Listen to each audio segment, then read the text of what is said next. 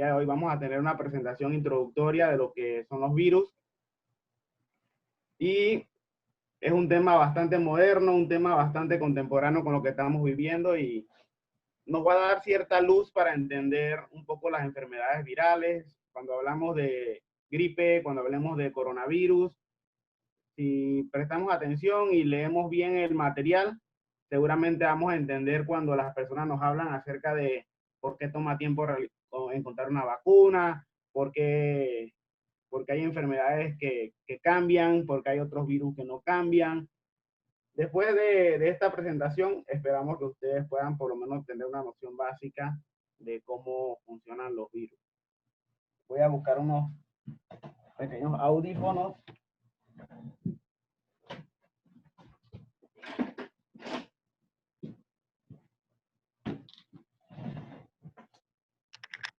Para poder escucharlos. Vamos a ver quiénes están aquí. Tenemos un buen grupo de personas en este momento. Okay. Tenemos Valerie, Roger. Me presento un poco, los que no me conocen. Mi nombre es Jonathan Montenegro. Soy biólogo. No soy microbiólogo, pero tenemos cierto conocimiento de lo que son los virus, por lo menos una noción básica. Y bueno, vamos a empezar. ¿Me escuchas más bien? Sí, te escucho clarito. Okay. Iba a decir que tuviéramos una palabra de oración antes de okay. Listo. Vamos a orar. Amado Padre, damos gracias por tus bendiciones, Señor. Damos gracias porque nos ha permitido la oportunidad de conocer un poco más de la naturaleza. Gracias, Señor, porque tú nos has creado y nos das la capacidad de poder aprender cada día cosas nuevas. Damos gracias por todo en el nombre de Cristo Jesús. Amén. Ok, lo primero que debemos empezar nosotros es definiendo qué es lo que es un virus, ¿sí? Y en cuanto a virus, siempre en el ámbito científico, en el ámbito de las personas, a veces es como difícil de entender qué es un virus o describirlo, porque se sale totalmente de la descripción común que uno conoce, la descripción de un ser vivo. Por ejemplo, ahora vamos a ver vamos a tratar de responder la pregunta clásica es, ¿los virus son seres vivos o no son seres vivos? O sea, esa pregunta, ahora vamos a tratar. Ok, vamos a definir qué es un virus. Nos dice que es un microorganismo compuesto de material genético por un envoltorio proteico que causa diversas enfermedades, introduciéndose como un parásito en una célula para reproducirse en ella. Sé que algunos de ustedes vamos a tener que mencionar, como es algo científico, vamos a mencionar una cosita de ciencia. Roger va a tener que recordar cuando estaba en ciencia y cada uno de ustedes va a tener que recordar un poquito de términos científicos, ¿no? Cosas básicas. Primero, cuando uno habla de un ser vivo, no sé, ¿alguno de ustedes podría decirme qué es un ser vivo? ¿Cuál es la característica de un ser vivo? Que ustedes conocen. Eso lo sabemos todo en primaria.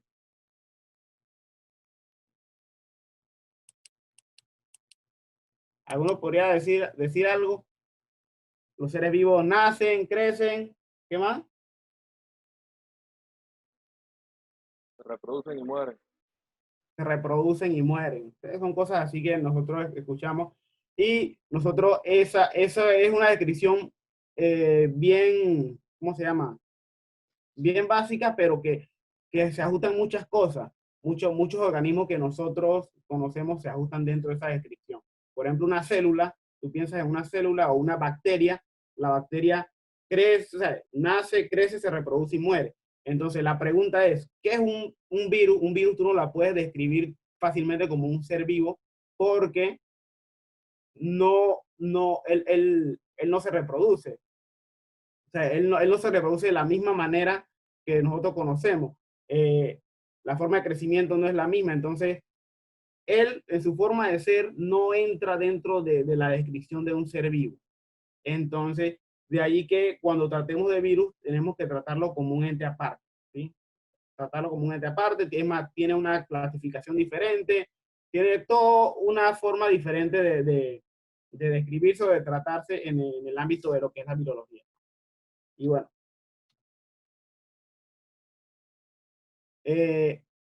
un virus es muy interesante.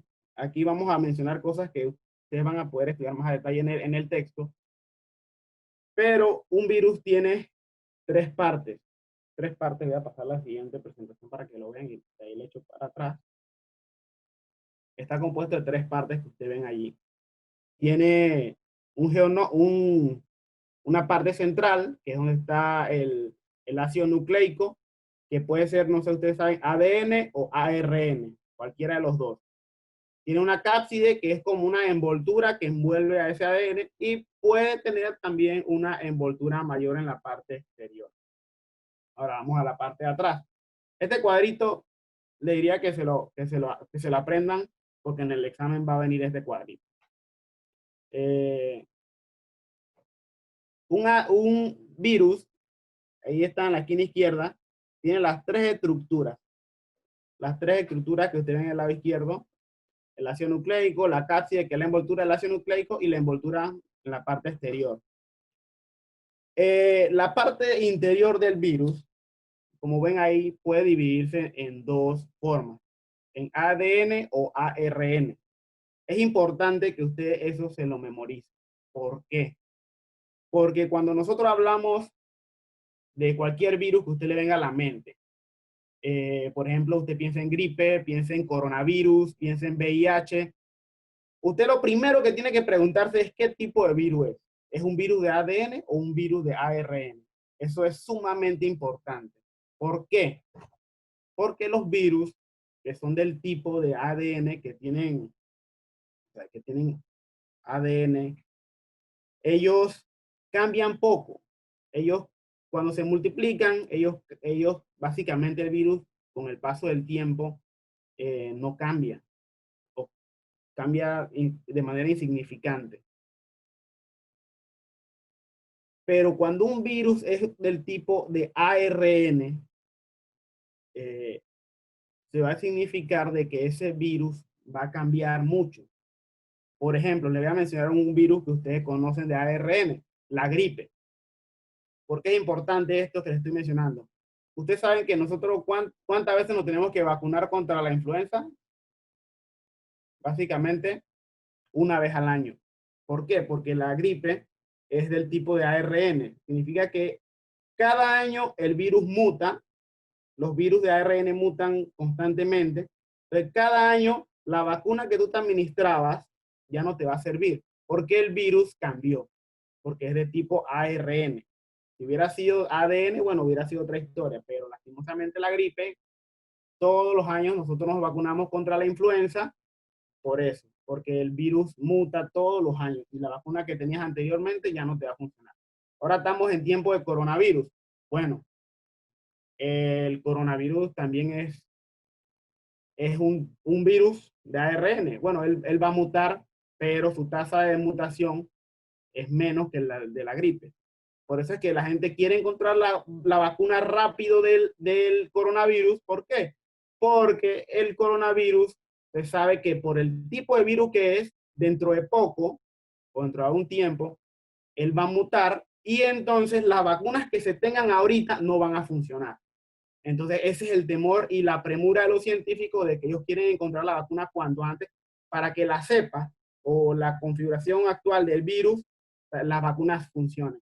Pero si el virus muta, entonces ya habría que confeccionar otra vacuna y hacer todo el procedimiento que toma tanto tiempo nuevamente. De ahí la importancia de comprender la importancia de que lo primero que nos vamos a preguntar cuando hablemos de una enfermedad viral es qué tipo de virus es. Si es un tipo de ADN o ARN. ¿Sí? Y aquí está la estructura del virus. Son estas tres que ven ahí. Tiene una cubierta protectora.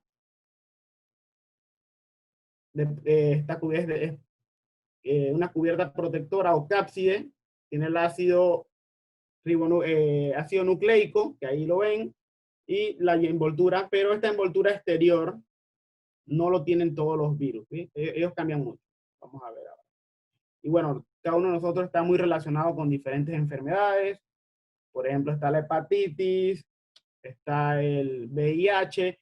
Por eso el VIH es por ejemplo, es un virus de retrovirus ARN.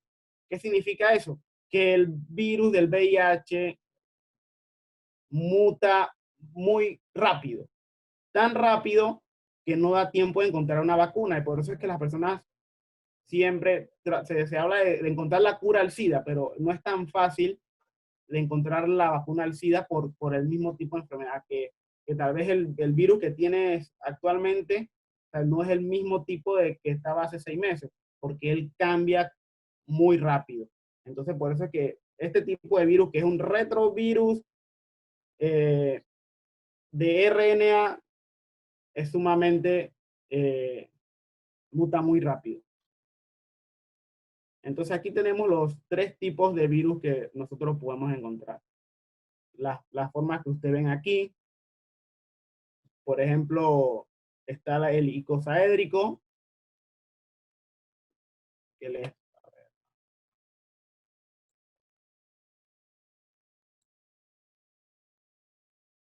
voy a hablar sobre estas formas.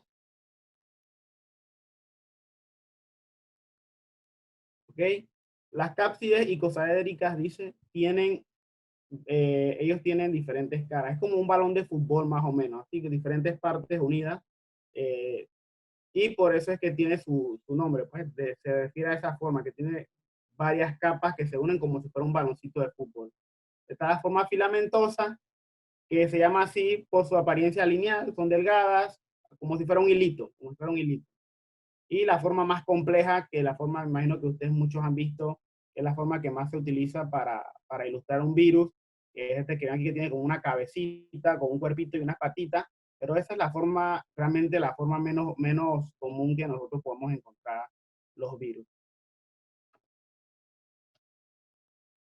Y importante que ustedes se memoricen esta parte que está aquí. Esta parte va a venir en el examen.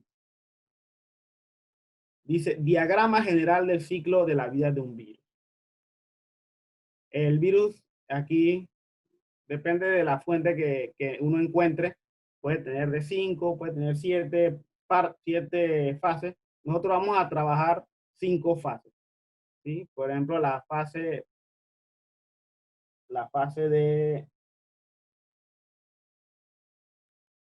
de fijación, en la cual el virus llega, se adhiere a la parte externa.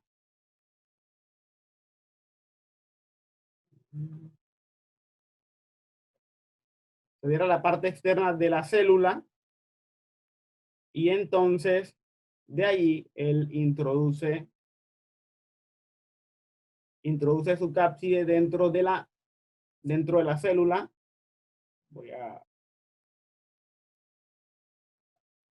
Él penetra su material genético y el material genético entonces invade la célula. El virus, ¿por qué no se entiende como un ser vivo? Porque en esta fase que nosotros estamos viendo aquí, él utiliza otra célula para poderse multiplicar. O sea, él no tiene reproducción, sino lo que él hace simplemente es que él libera su material genético, lo, lo, lo adhiere al material genético de la célula, que puede ser, digamos, cualquier célula humana, y entonces a esta célula le da la instrucción. Él toma el control, como si fuera un caballo, y entonces le da la indicación de qué es lo que tiene que ahora empezar a trabajar. Cada uno de ustedes sabe que las células de ustedes, pues, tiene ribosomas, tiene diferentes estructuras de parte de una célula. Bueno, él toma el control de toda la estructura, de todos los órganos de la célula, y él empieza a dar indicaciones de qué es lo que se tiene que hacer de ahora en adelante. Y entonces él da las indicaciones de que lo que se tiene que construir de ahora en adelante es más material o más proteínas de tipo viral. Entonces él agarra y se empieza a reproducirse utilizando la misma célula. La misma célula vendría siendo como su fábrica de material genético de él mismo. Después que se forman varias unidades, entonces él sale y se repite nuevamente el ciclo. ¿Sí? Él penetra la replicación del gen, él se copia. Aquí en esta fase, aquí en esta fase está donde varían los genes, los virus, que si son de ARN o ADN, en esta fase que ustedes ven aquí. Pero el principio es el mismo. Después ellos agarran y salen de la célula y se repite el ciclo. Entonces, hay una pregunta. Cuando nosotros vemos un virus, una bacteria, generalmente nosotros lo relacionamos. Muchas veces nosotros no vemos, o las personas que son un poco, digamos, ignorantes de la temática, ignoran que un virus no es una bacteria. Muchas personas creen que un virus y una bacteria son lo mismo. Y no es así. Ya dijimos que las bacterias son seres vivos y seres vivos que se pueden reproducir a ellos mismos, pero el virus necesita una célula hospedadora para poderse reproducir. Y aquí le decimos, por ejemplo, cuál es la diferencia de un virus y una bacteria. Dice que aunque ambos te pueden enfermar, las bacterias y los virus son muy diferentes a nivel biológico. Las bacterias son pequeñas y de una sola célula, pero son organismos vivos que no dependen de una sola hospedera para reproducir. Debido a esta diferencia, las infecciones bacterianas y virales se tratan de forma muy diferente. Entonces, dice, por ejemplo, los antibióticos solamente son beneficiosos contra las bacterias, no contra los virus. Y vemos aquí mucha gente que le gusta automedicar. ¿Sí? Ah, no, que yo me siento mal y bueno, tómate tal medicamento. Y tienes que ver qué tipo de medicamento te estás tomando. ¿Sí? Mucha gente, eh, si lo que tú tienes es un virus, nunca te vayas a tomar un antibiótico. Cuando usted escucha la palabra antibiótico, siempre se refiere a una infección bacteriana. Si tú estás moqueando y tienes moco verde, ese moco verde significa que tienes una invasión bacteriana. O sea, tienes que tal vez tomar antibióticos. O si tienes una inflamación, o sea, el médico va a saber y él te va a decir qué es lo que tú tienes. Y dependiendo de los síntomas, vas a saber si es una infección bacteriana o viral. Si tú, por ejemplo, tienes moco y el moco es blanco, entonces tú lo que tienes es un resfriado. Tú tienes que entonces vas a saber qué es lo que vas a tomar, un antibiótico o un antiviral. Eso es importante que las personas o nuestros niños, nosotros los podamos orientar, porque es muy común entre las personas tomar antibióticos para cualquier cosa. Y es más, los antibióticos y los antivirales, cuando tú vas al médico, ellos te dictaminan un tiempo de tratamiento. ¿Sí? Y entonces nosotros, es muy común eso, y que bueno, el médico me mandó 15 días y yo nada más lo voy a tomar por 5 porque ya me aburrí.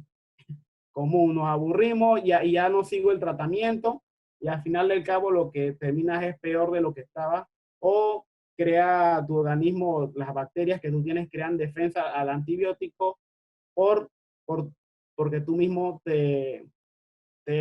¿cómo se llama? Autotrataste, dijiste hasta cuándo debía durar tu tratamiento. Por eso es que cada tratamiento tiene un tiempo determinado dependiendo del tipo de enfermedad que es.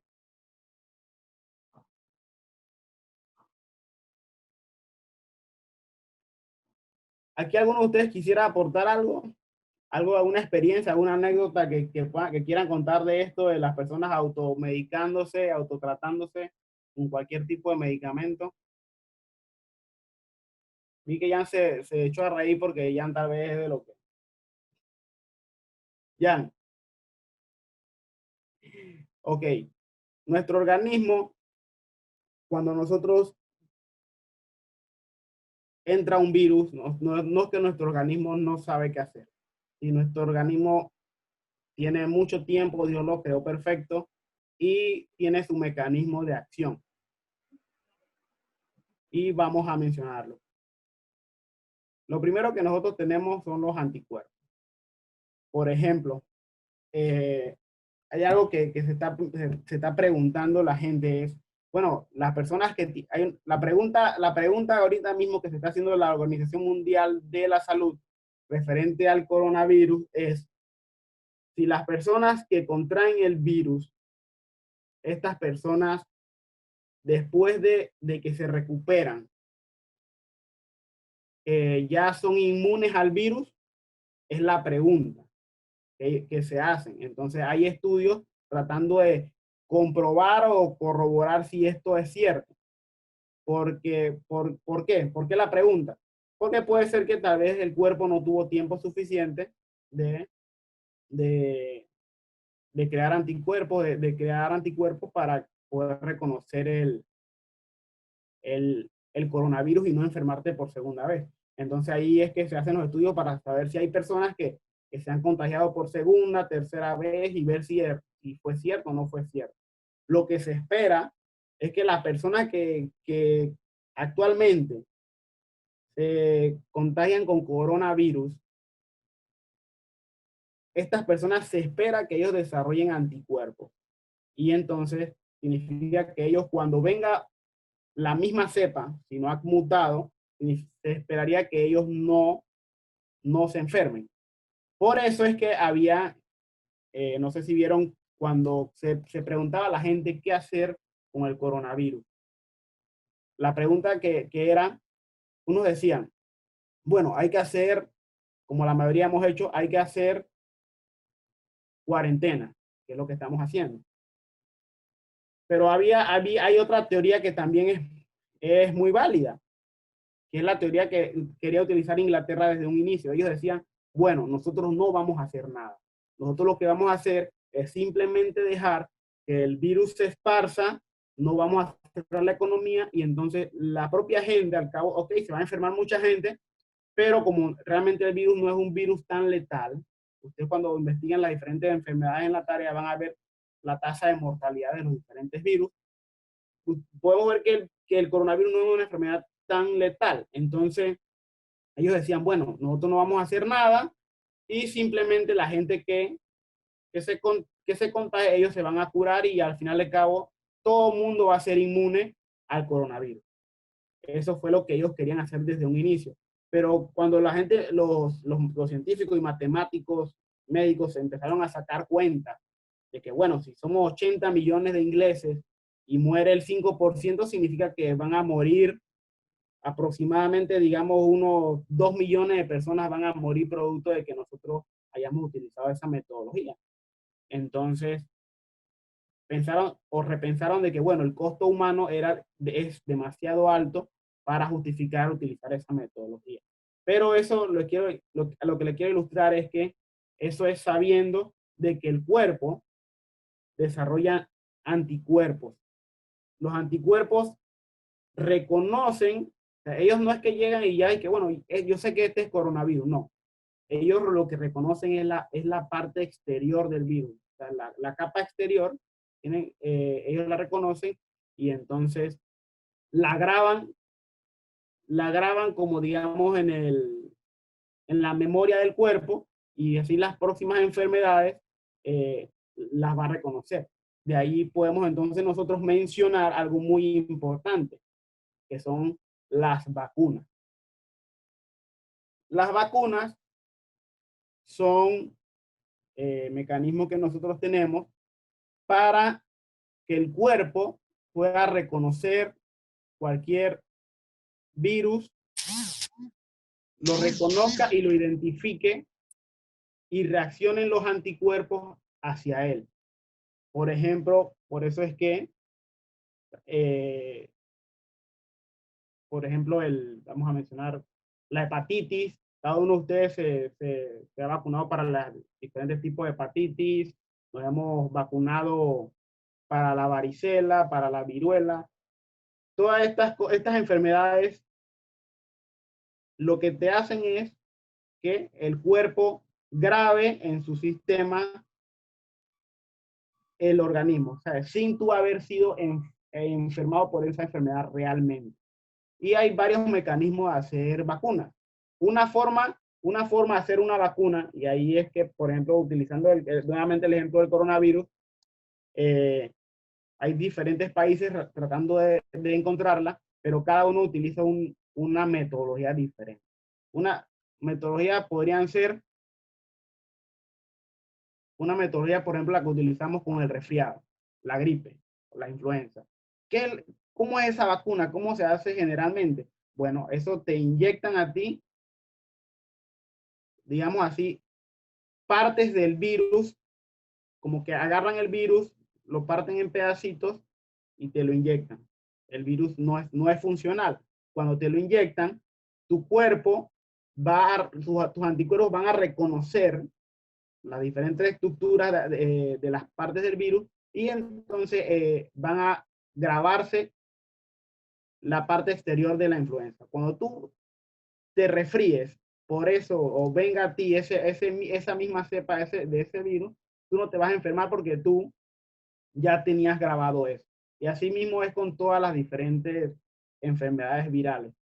Se puede utilizar el virus en pedacitos o muerto o inactivo. Se puede utilizar una porción muy pequeña del virus, digamos como que el virus diluido, atenuado. Por eso es que a veces las personas las vacunan y las personas producen síntomas. Ya me vacunaron para tal cosa y medio fiebre, medio vómito, medio no sé qué, te dieron tantas cosas y entonces ya tú te vacunaste. O sea, tu cuerpo reaccionó como si la enfermedad tuviera como tal, pero realmente no te dio la enfermedad como si te hubiera dado realmente, ¿no? Lo que eso es, o sea, tú desarrollas ciertos síntomas, el virus estaba atenuado. Entonces tú, okay, te resfriaste, te dio fiebre, pero ya tu cuerpo sabe entonces para el futuro cómo reaccionar a dicha enfermedad. Y mencionamos aquí las formas que tiene el cuerpo. El cuerpo tiene muchas formas de atacar los virus. Las mencionamos aquí, no las vamos a desarrollar. La principal que les quiero mencionar es que son los anticuerpos.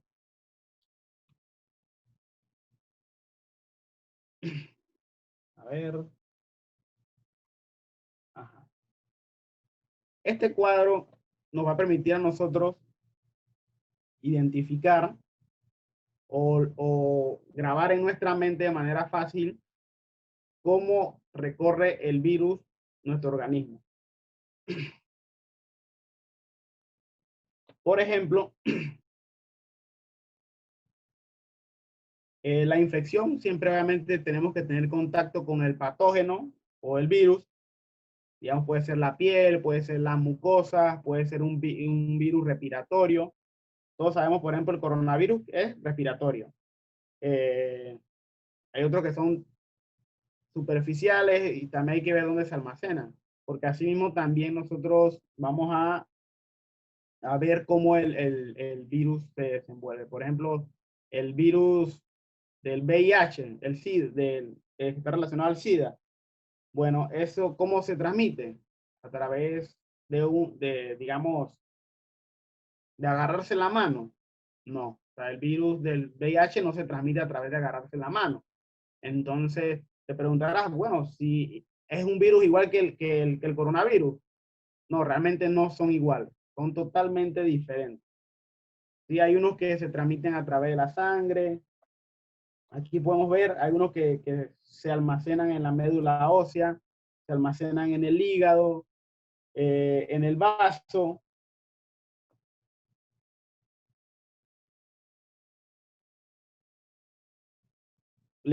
Por ejemplo, les mencionamos los de la mucosa. Ellos, ahí podemos ver la varicela, el sarampión, la rubiola. Algunos de ustedes, yo recuerdo, a mí me dio herpes zóster.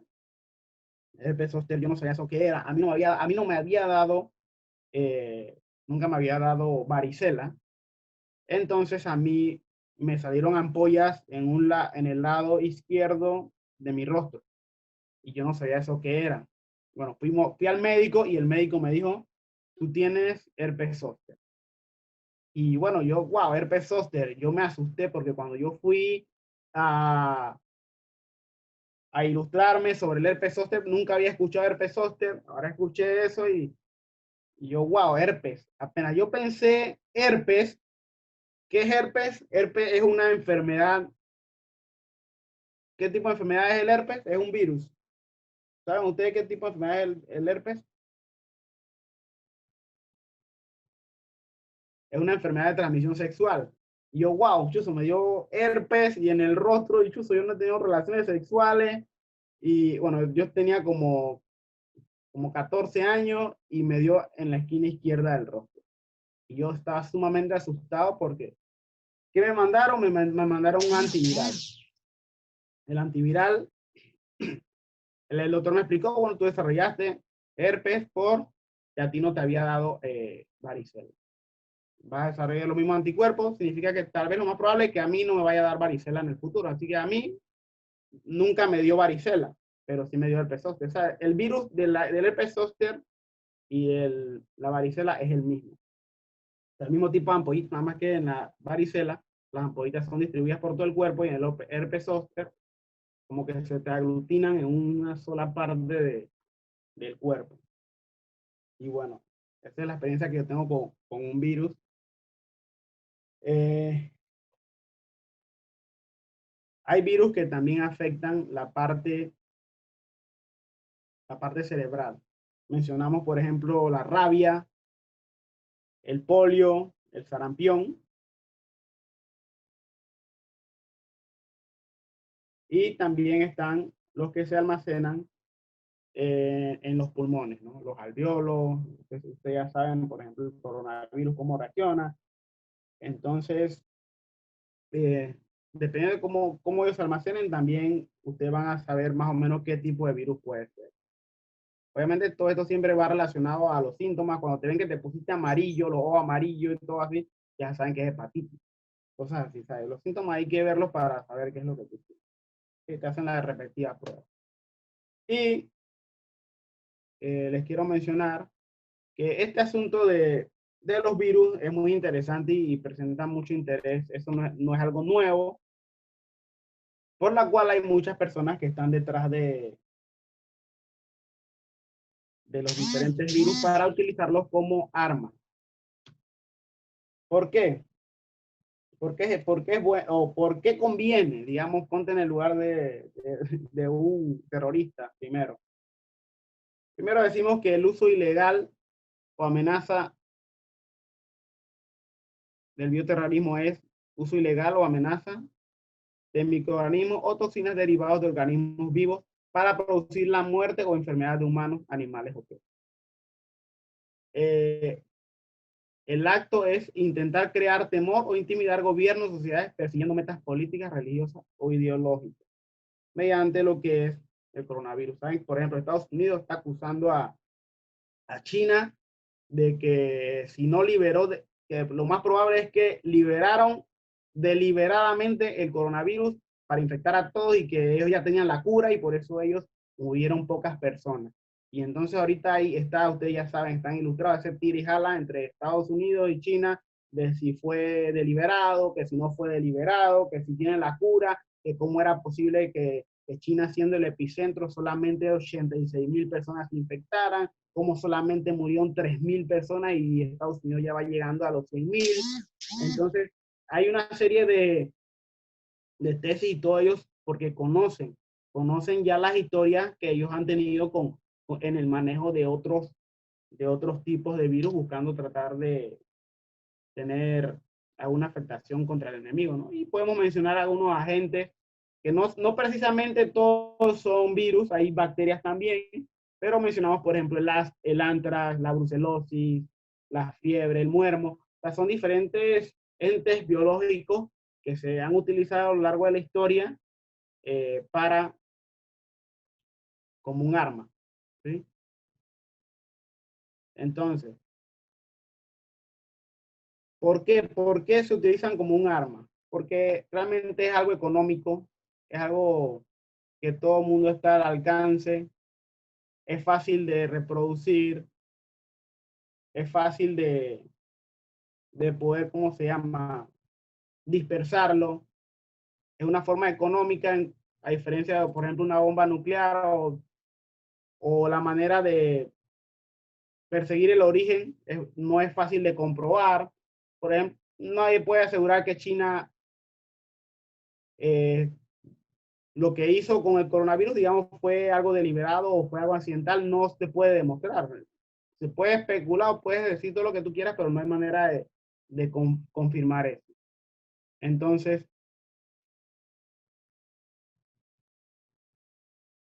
la humanidad ante los virus siempre ha estado muy preocupada, ¿sí? Por eso siempre se toman medidas generales, se toman las vacunas, hay otras que también les menciono que son las inmunoglobulinas, que las inmunoglobulinas también son interesantes que sepamos qué son. Las inmunoglobulinas son como colectar las personas, por ejemplo, que ya han sido infectadas, por ejemplo, coronavirus. Hay personas que no se tienen la vacuna, pero las personas que ya fueron infectadas desarrollaron los anticuerpos. Entonces lo que se trata de hacer es, esas personas, ustedes no sé si han escuchado de que se les pide que donen su sangre. Bueno, es para tratar de, en la sangre de ellos, tratar de encontrar esos anticuerpos y crear, digamos, como cápsulas de anticuerpos para inyectársela a las personas y así todos tengamos, digamos, los mismos anticuerpos que desarrollaron las personas que ya fueron enfermadas. O sea, nos inyectamos los anticuerpos sin haber sido enfermados. Y eso realmente eso no es una vacuna. Simplemente lo que te estás haciendo es inyectarte la memoria de la respuesta al virus. Sí. Los Oiga, virus nosotros, diga. una pregunta. ¿Es posible que uno pueda vacunarse o una persona pueda vacunar a otra persona, inyectar a otra persona un virus para fortalecer un virus más adelante, para que el cuerpo esté preparado para recibir un nuevo virus? O sea, tú tienes que tener, déjame poner la pantalla. Tú tienes que tener, déjame ponerte una imagen aquí.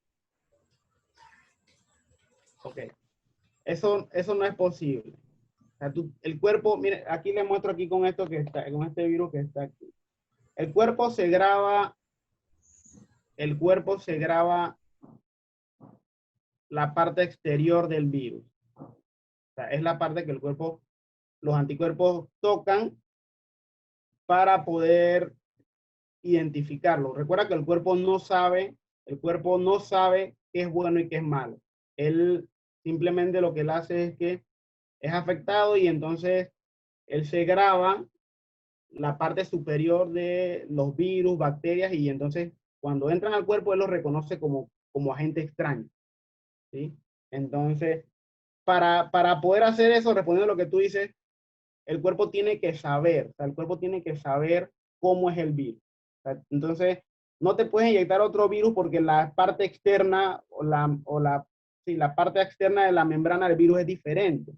Entonces tienes que tener una base. Por eso digo que, por eso mencioné que cuando se hacen las vacunas, ellos te pueden inyectar partes del virus en pedazos, pues porque va a la estructura externa del virus y entonces el cuerpo lo reconoce como, o sea, él va a reconocerlo como un todo. Aunque tú nada más le inyectaste al cuerpo la parte de la membrana, la parte externa, él va a reconocer. Entonces, cuando venga el virus con la parte, o sea, la parte de adentro, la parte mala, él lo va a reconocer como un todo. Entonces, necesitas tener una base. O lo atenuas, o lo pones en pedazos para que el cuerpo lo reconozca como el virus.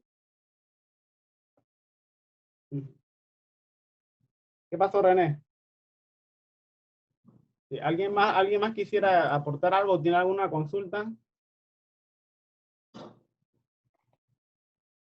Ok. El virus, nosotros, los diferentes virus podemos relacionarlos también. Hay muchas enfermedades. Les voy a mencionar, por ejemplo, la hepatitis A. Tenemos la hepatitis B, tenemos el virus del papiloma humano, Tenemos la gripe, tenemos la encefalitis equina, tenemos la sarampión, la poliomielitis, la rabia, el rotavirus, la varicela, el herpes zóster, fiebre amarilla, VIH. Hay una cantidad muy grande de enfermedades. Por ejemplo, la viruela. Hay una pregunta que creo que viene en la especialidad. La especialidad tiene algunas preguntas que ustedes van a tener que desarrollar. Hace la siguiente pregunta. Dice que si se puede erradicar una enfermedad viral. Esa es la pregunta que hace la especialidad. Bueno, la respuesta es sí. ¿Por qué? Porque podemos mencionar la viruela. La viruela fue erradicada en el año 1978. Una enfermedad sumamente terrible que azotó a la humanidad por mucho tiempo. En el año 1978, producto de las vacunas, fue totalmente erradicada de la humanidad. ¿Sí?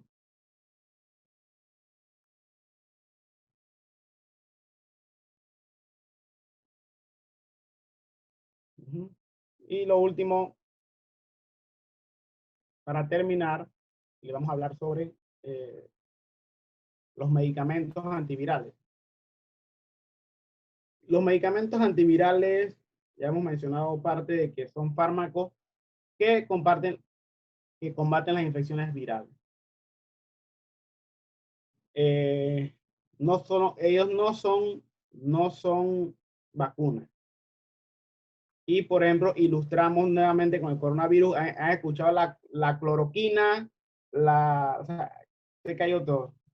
Está la cloroquina y hay otros medicamentos más. Que ellos lo que hacen es, estos medicamentos lo que hacen es que actúan en sitios específicos del virus. O sea, ellos actúan en partes específicas. Por ejemplo, digamos que el virus se une a los ribosomas de no sé qué tipo de célula. Bueno, ese medicamento actúa sobre los ribosomas y entonces impide que el virus se una. No lo mata, pero sí impide que se una. Entonces, ellos actúan así de manera específica en diferentes áreas. Y si no existen medicamentos antivirales efectivos, muchas de las posibles infecciones, existentes. Pero sin embargo, existen fármacos que vendría siendo como tratamientos.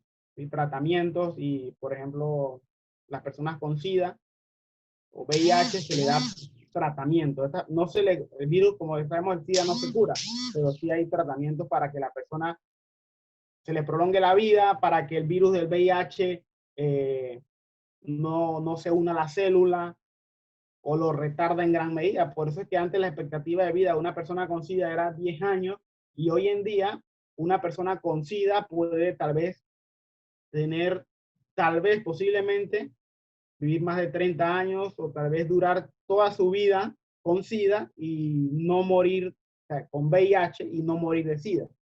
¿Sí? Recordemos que el VIH es el virus y el SIDA es cuando la persona ya tiene el síndrome inmunodeficiente adquirida. Ya la persona ya fue totalmente invadida. Muchos fármacos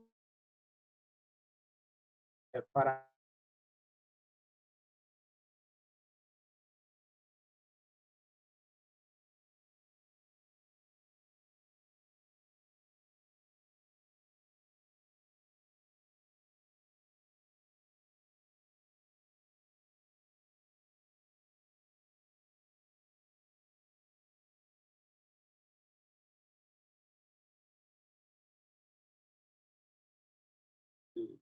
el virus y los virus son totalmente diferentes.